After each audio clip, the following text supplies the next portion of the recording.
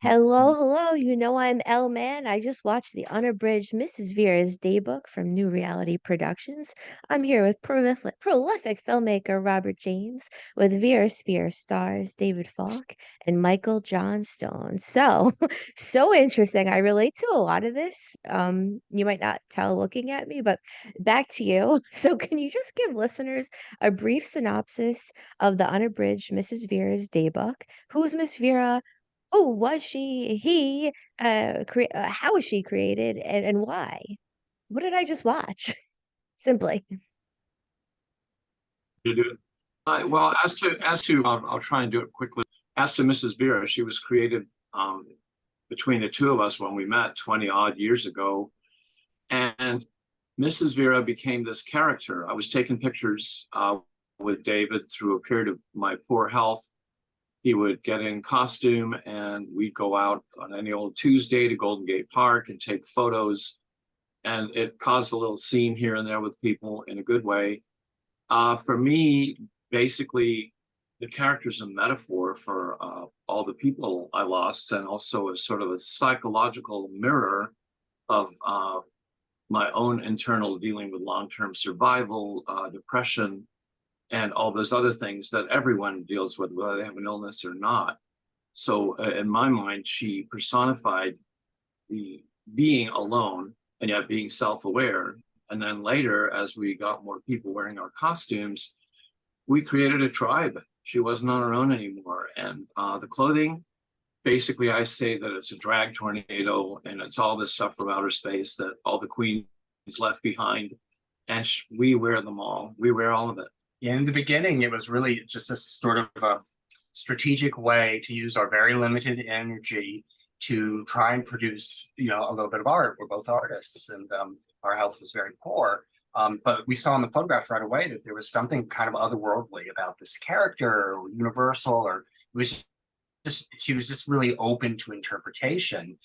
We both liked that a lot. And then as the costumes got more elaborate and strange, she did seem like someone who is, is she human, or is she he? It's all none of it really seems to matter with Mrs. Vera. It's like I always think like gender and sexual identity, which are so focal to most drag, just don't apply to us as a group. It's like, for me, Mrs. Vera is happy if she can pass for human, and she only does that about half the time.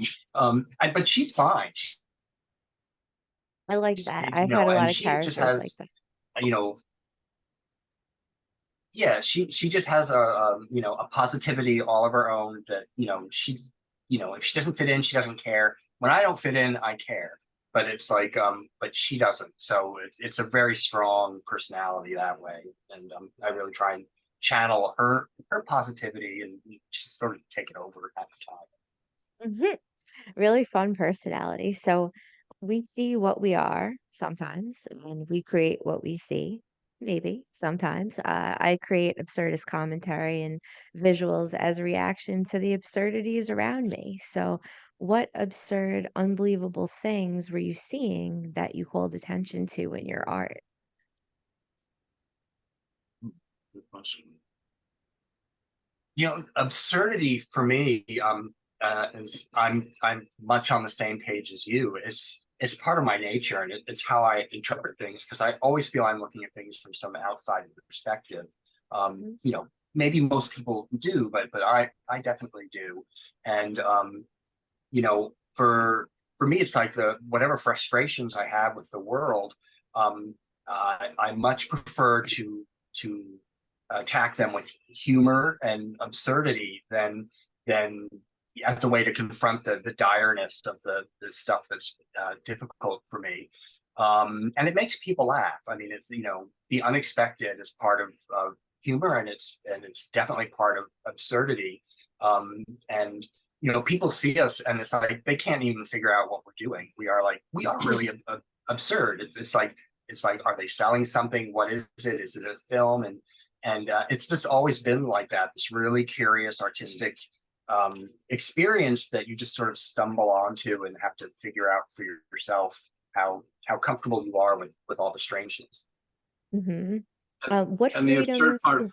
part, Oh, go Oh, ahead. yeah. I'm sorry. Oh, go ahead, please.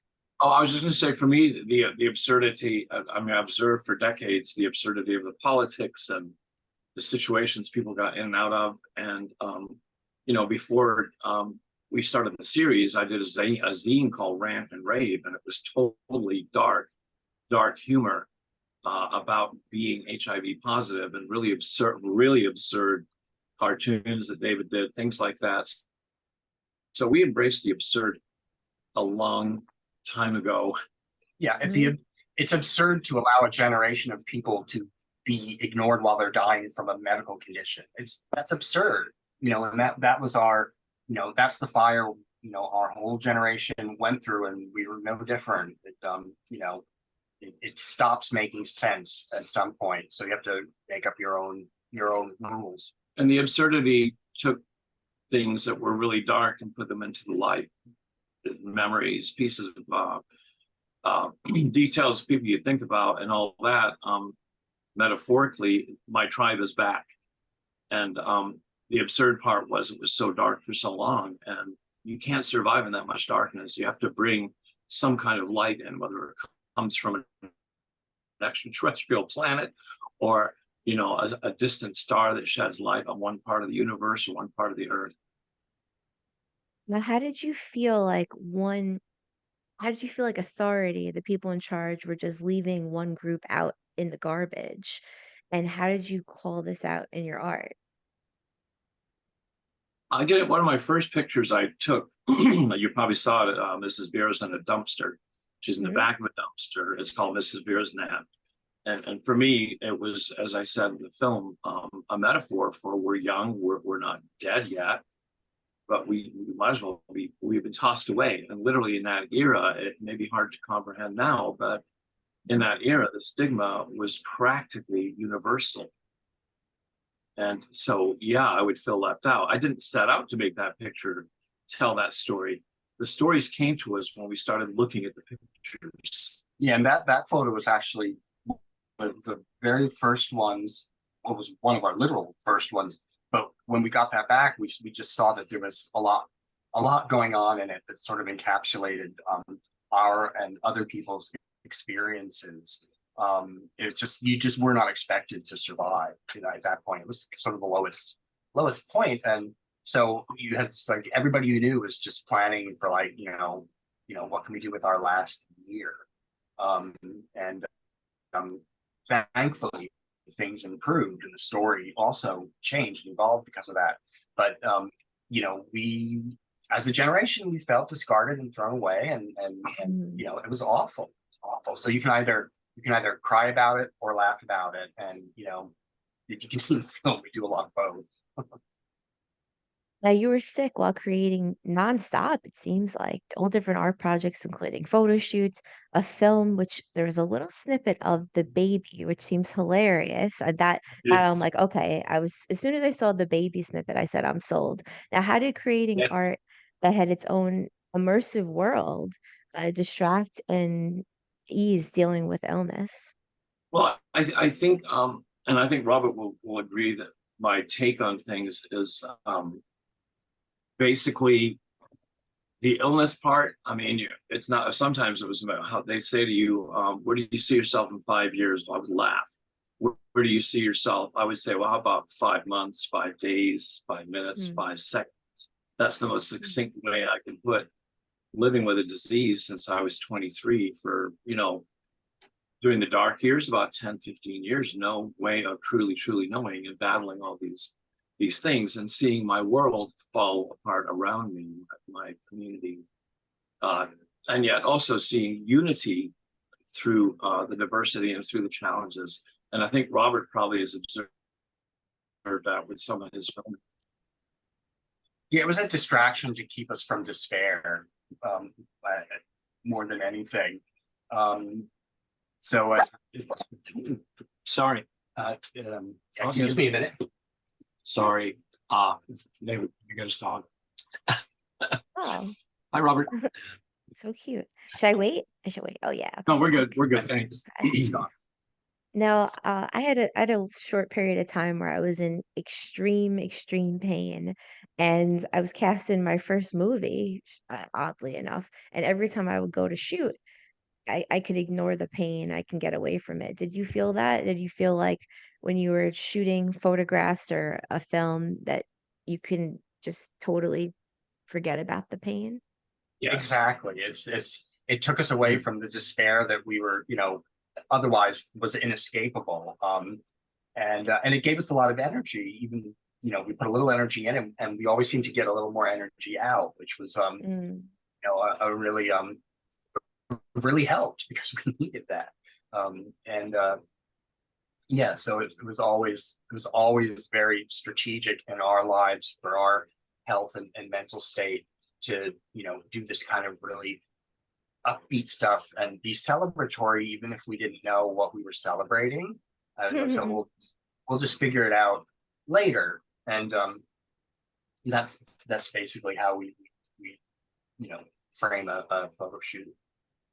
It is true. When you can create this absurdist world, you might not have any energy going in. You might be in a lot of pain, but maybe while you're doing it, you'll get a burst of energy, or after looking at the photos or the film, it's very interesting. It can take on its own life and give you energy back.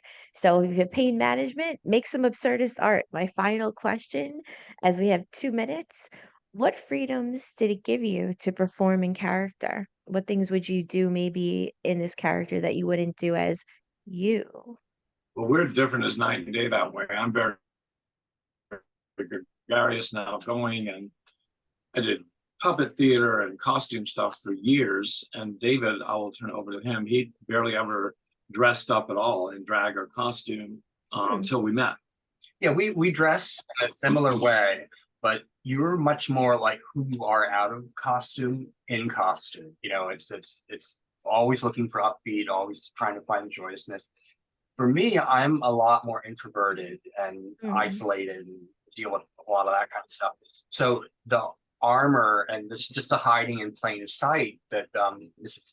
Vera's whole look allows me to do lets me kind of really relax and interact with a lot more people than I would on my own. So it's and my I basically like going back to the absurdist stuff. It's like my strategy was to use humor and like create this character that was sort of confusing the HIV out of me.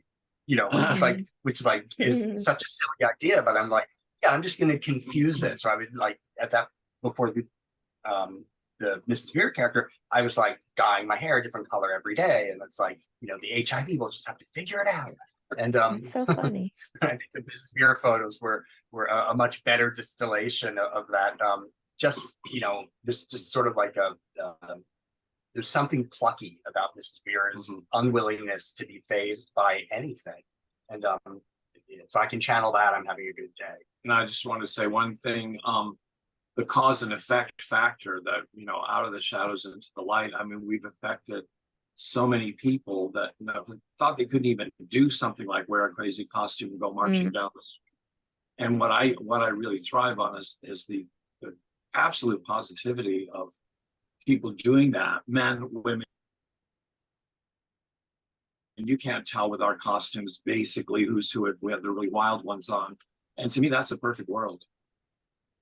One super quick final question, because I know we're going over time now. Did you ever dress anyone up in a costume, including yourselves, and then notice that they did something, as that persona character that maybe they wouldn't do as themselves? I was thinking about this earlier. Oh, yeah, it's very contagious, and if I do anything besides make the costumes, it's I show people that like you can run around, you can do silly things that don't make sense, and the sky doesn't fall, and Mhm. you made a whole bunch of people laugh at the same time. So it helps people get in touch with their creativity and Mhm. the power of comedy, all that. And it's just always like that. It's Yeah. that's part of my personality. You are some of your actions. So if you even do something for an hour twice a week, now you are a different person and you've now I guess triggered people to enter a cascade of a new world. So thank you for doing that, and I look forward to tuning into more. And where can people catch you guys, your personals? Just give us your websites, socials, Uh, anywhere viewers, listeners can find you. Sure. Our website is verasphere.com. It's not the most active one. We also have Verasphere SF on Insta, and we have Michael Johnstone Photo SF on Insta. So I handle most of the social media stuff. As for the film, Robert, I think it's pretty much going universal in English-speaking countries. Am I right, Robert? Yeah. Yes, we're So, global, and but you can find us. Most people have access to iTunes or Apple TV or Amazon Prime, and it's for Right. rent or purchase at this point. Yeah. And YouTube. It's fun. It's super fun, super inspiring. I do a lot of the things. I would used to meet with an old photo partner once a month. We would dress up and do photography together. So that's just one of many, but I highly relate to the film, and I think it's kept me sane doing these types of things for many years. We can argue that whether I'm sane or not. And on that note, definitely check these guys out. Thank you so much, and I look forward to seeing more of you guys. thank Sayonara. you Thank so you much. so much. Have a good one. Thank